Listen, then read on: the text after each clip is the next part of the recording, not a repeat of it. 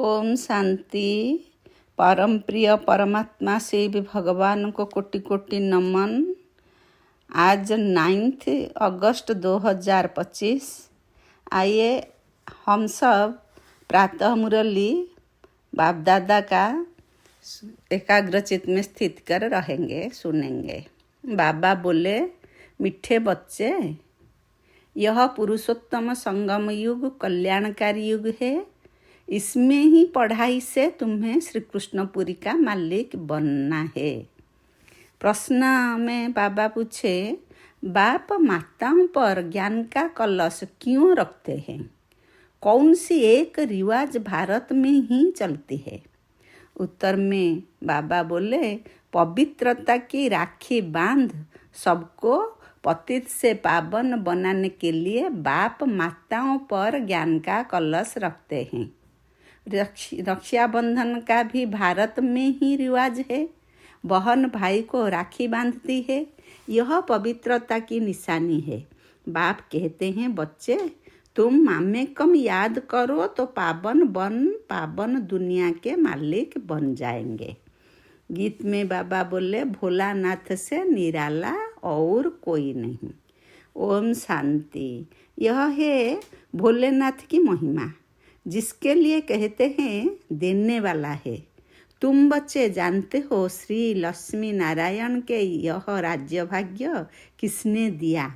जरूर भगवान ने दिया होगा, क्योंकि स्वर्ग की स्थापना तो वही करते हैं। स्वर्ग की बादशाही भोलेनाथ ने जैसे लक्ष्मी नारायण को दी, वैसे ही श्री कृष्ण को दी।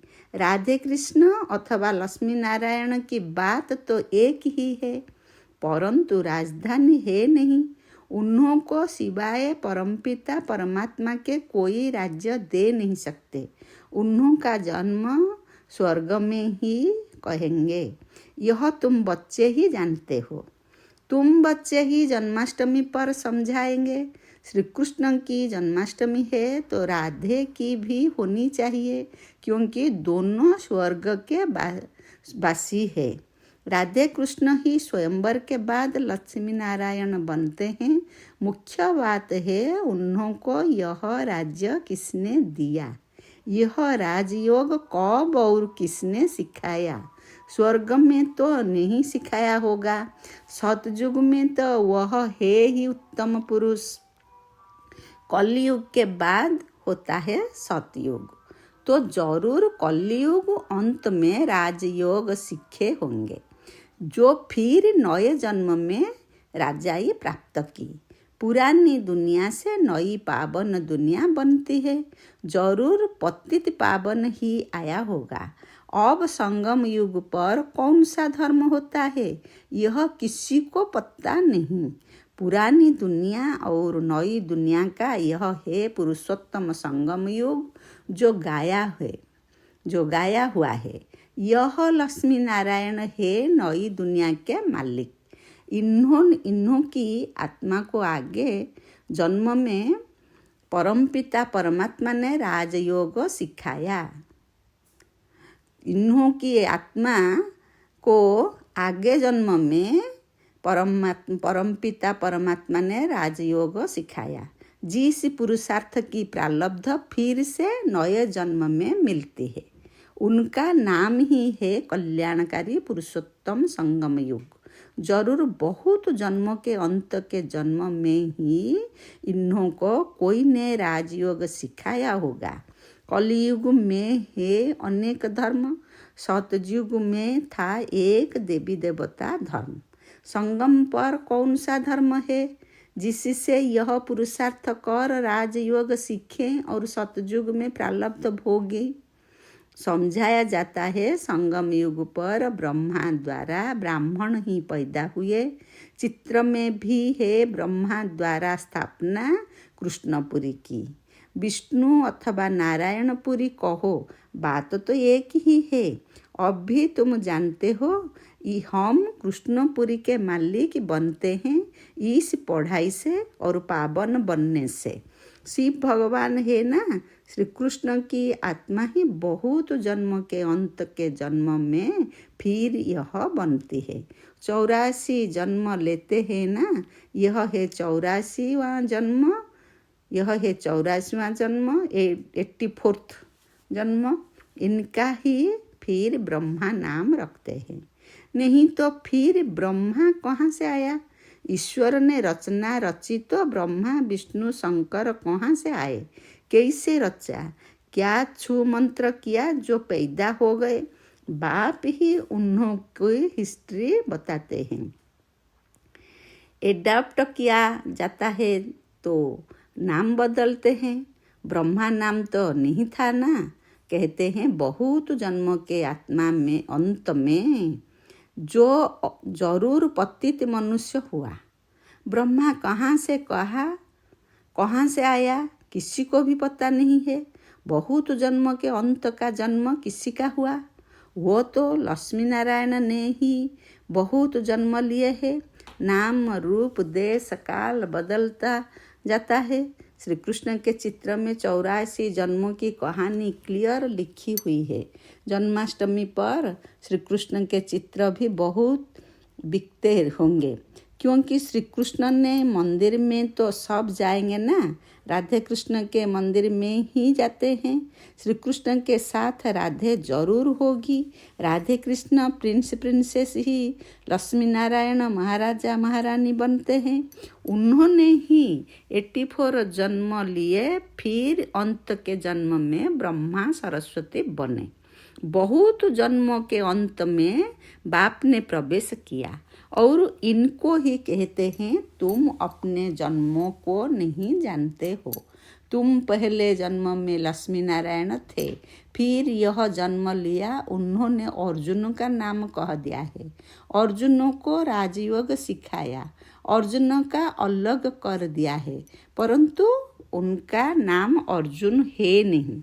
ब्रह्मा का जीवन चरित्र चाहिए ना, परंतु ब्रह्मा और ब्राह्मणों का वर्णन कहाँ भी है नहीं। यह बातें बाप ही बैठ समझाते हैं। सब बच्चे सुनेंगे, फिर बच्चे औरों को समझाएंगे।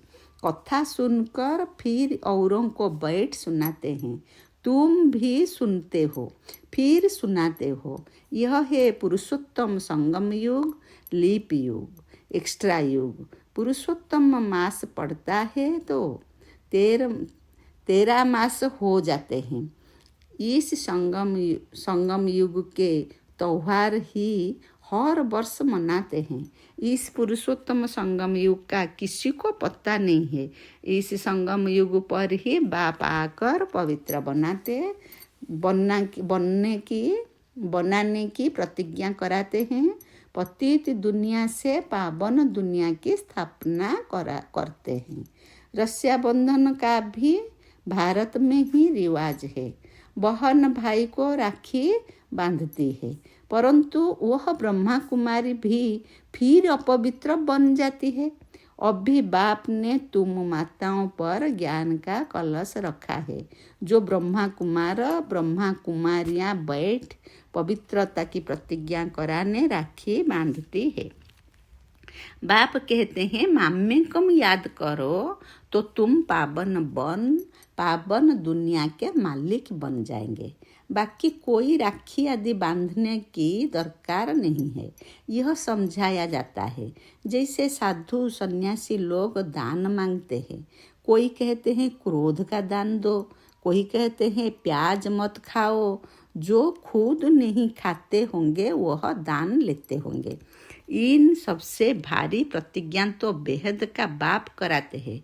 तुम पावन बनना चाहते हो तो पतित पावन बाप को याद करो। तुम पावन बनना चाहते हो तो पतित पावन बाप को याद करो। द्वापर से लेकर तुम पतित बनते आए हो। अब सारी दुनिया पावन चाहिए, वह तो बाप ही बना सकते हैं। सर्व का गति सद्गति दाता कोई मनुष्य हो नहीं सकता। बाप ही पावन बनने की प्रतिज्ञा लेते हैं। भारत पावन स्वर्ग था ना, पतित पावन वह परमपिता परमात्मा ही है। श्री कृष्ण को पतित पावन नहीं कहेंगे, उनका तो जन्म होता है, उनके तो माँ बाप भी दिखाते हैं। एक विश्व का ही अलौकिक जन्म है, एक शिव का ही अलौकिक जन्म है, एक शिव बाबा का ही अलौकिक जन्म है। वह खुद ही अपना परिचय देते हैं कि मैं साधारण तन में प्रवेश करता हूँ, शरीर का आधार जरूर लेना पड़े, मैं ज्ञान का सागर पतित पावन राजयोग सिखलाने वाला हूँ। बाप ही स्वर्ग का रचयिता है और नरक का विनाश कराते हैं। जब स्वर्ग है तो नरक नहीं, अभी पूरा रौरव नरक है। जब बिल्कुल तमो प्रधान नरक बनता है तब ही बाप आकर तमो प्रधान स्वर्ग, सत्व प्रधान स्वर्ग बनाते हैं। 100% पतित से 100% पावन बनाते हैं। पहला जन्म जरूर सत्व प्रधान ही मिलेगा। बच्चों को विचार सागर मंथन कर भाषण करना है, समझाना फिर हर एक का अलग अलग होगा।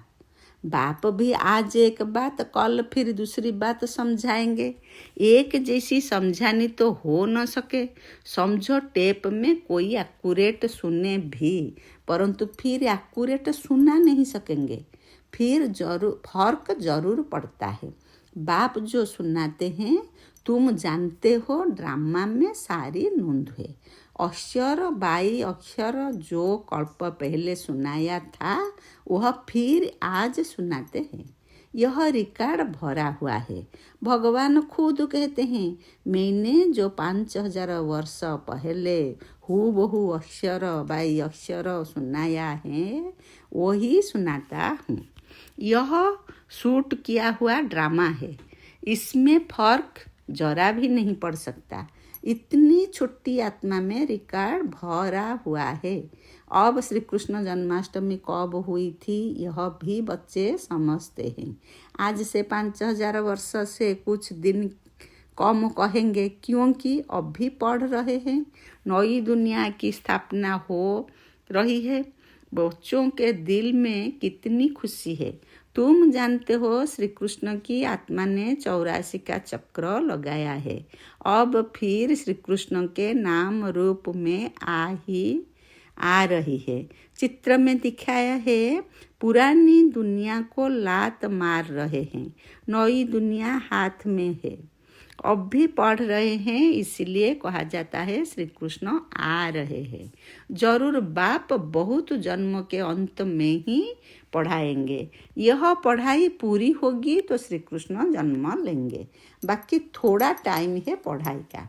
जरूर अनेक धर्मों का विनाश होने बाद श्री कृष्ण का जन्म हुआ होगा। सो भी एक श्री कृष्ण तो नहीं, सारी श्री कृष्ण पूरी होगी। यह ब्राह्मण ही है जो फिर यह राज जो योग सीख देवता पद पाएंगे। देवताएं बनते हैं ही नॉलेजफुल, देवताएं बनते ही हैं नॉलेज से। बाप आकर मनुष्य से देवता बनाते हैं पढ़ाई से। यह पाठशाला है, इसमें सबसे जास्ती टाइम लगता है। पढ़ाई तो जो सहज है, बाकी योग में है मेहनत। तुम बता सकते हो श्री कृष्ण की आत्मा अब राजयोग सीख रही है परमपिता परमात्मा द्वारा। शिव बाबा ब्रह्मा द्वारा हम आत्माओं को पढ़ा रहे हैं विष्णुपुरी का राज्य देने।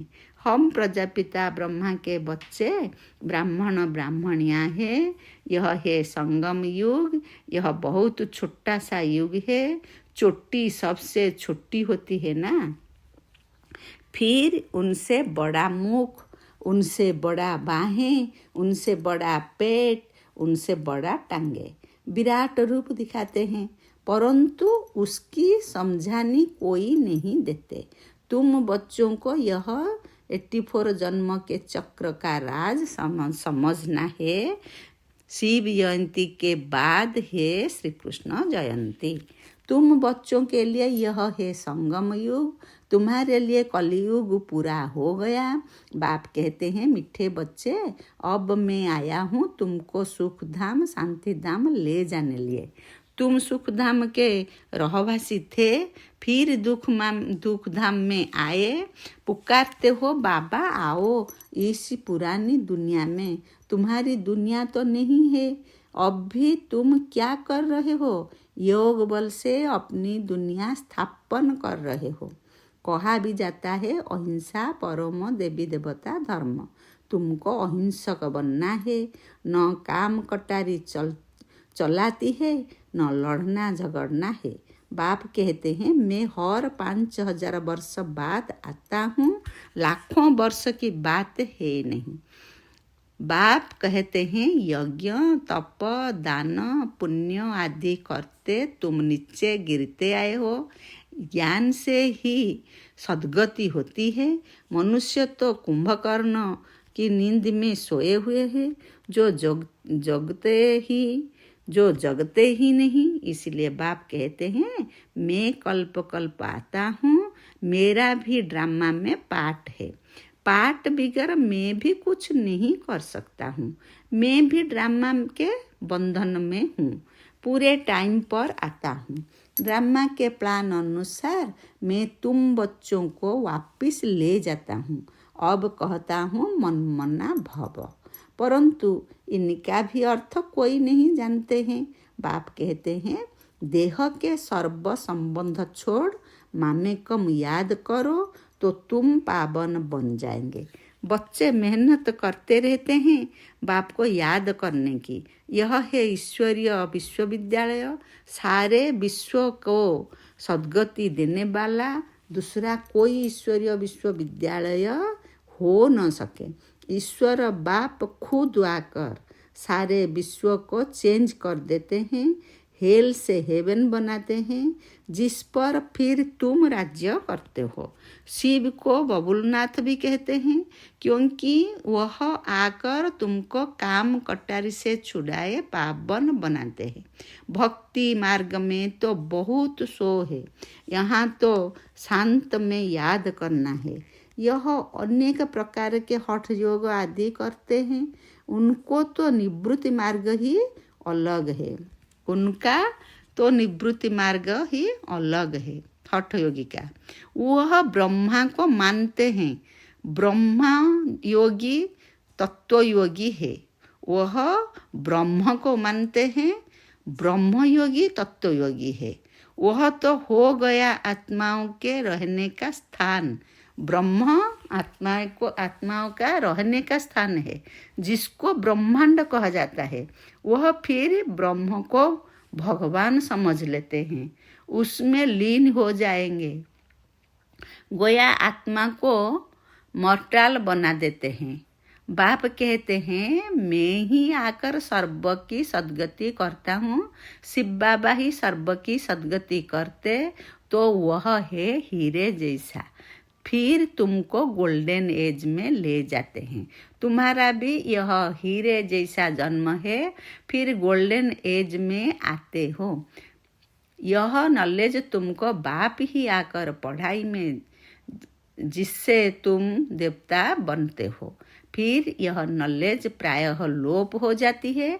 इन लक्ष्मी नारायण में भी रचना और रचना की नॉलेज नहीं है। अच्छा, मीठे मीठे सिकलधे बच्चों प्रति माता पिता बाप दादा का याद प्यार और गुड मॉर्निंग। रूहानी बाप की रूहानी बच्चों को नमस्ते। हम सब रूहानी बच्चों की रूहानी हमारा माता पिता बाप दादा को नमस्ते नमस्ते नमस्ते। ओम शांति ओम शांति। धारणा के लिए मुख्य सार में बाबा पहला पॉइंट में बोले, इस पुरानी दुनिया में रहते डबल अहिंसक बन योग बल से अपनी नई दुनिया स्थापन करनी है। अपना जीवन हीरे जैसा बनाना है। सेकेंड पॉइंट में बाबा बोले, बाप जो सुनाते हैं उस पर विचार सागर मंथन कर दूसरों को सुनाना है। सदा नशा रहे कि यह पढ़ाई पूरी होगी तो हम कृष्णपुरी में जाएंगे। वरदान में बाबा बोले, अपवित्रता के नाम निशान को भी समाप्त कर हिज होलीनेस का टाइटल प्राप्त करने वाले होली हंस बनो भव। जैसे हंस कभी भी कंकड़ नहीं चुगते, रत्न धारण करते हैं, ऐसे होली हंस किसी के अवगुण अर्थात कंकड़ को धारण नहीं करते। वे व्यर्थ और समर्थ को अलग कर व्यर्थ को छोड़ देते हैं, समर्थ को अपना लेते हैं। ऐसे होलीहंस ही पवित्र शुद्ध आत्माएं हैं। उनका आहार व्यवहार सब कुछ होता है। जब अशुद्धि अर्थात अपवित्रता का नाम निशान भी समाप्त हो जाए तब भविष्य में हिज होलीनेस का टाइटल प्राप्त हो। इसीलिए कभी गलती से भी किसी के अवगुण धारण नहीं करना। स्लोगन में बाबा बोले, सर्वंश त्यागी वह है जो पुराने स्वभाव संस्कार के वंश का भी त्याग करता है। ओम शांति, ओम शांति, ओम शांति।